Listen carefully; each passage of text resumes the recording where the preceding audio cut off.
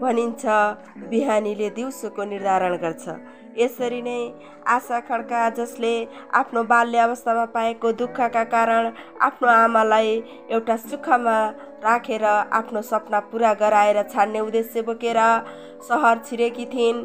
त्यो दुःख अवस्थामा सहर छिरेर पनि उनले आफ्नो बाल्य अवस्थालाई भुल्नको लागि र आमालाई केही गरेर देखाउनको लागि कलाकारिता क्षेत्रमा सानैदेखि अब्बल नारी एउटा उनले दिलसुब्बा श्रेष्ठको सहयोगको साथमा ठुलो काम गरेर देखाएकी छन् र उनलाई आज हामीले कलाकारिता क्षेत्रमा भुल्न नसक्ने गरी आम नागरिकले देख्न सक्छौँ। उनको त्यो प्रयास, उनको त्यो योगदान हामीलाई कलाकारितामा अमूल्य रहेको छ।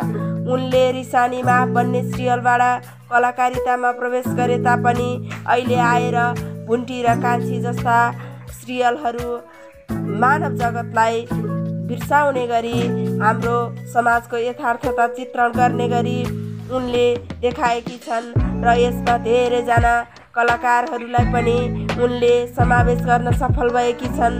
भित्रभित्र लुकेर रहेका प्रतिभाहरूको खोजी गरी सबैलाई समान अवसर दिएर उनले यसरी आफ्नो कलाकारितालाई निरन्तरता दिँदै सबैको प्रतिभालाई यहाँ प्रस्फुटन गराउन सफल भएकी छन्। यस्तो कलाकारितामा अब्बल नारी हामीले आशा खड्कालाई कहिल्यै भुल्न सक्ने छैनौँ। हस्त धन्यवाद।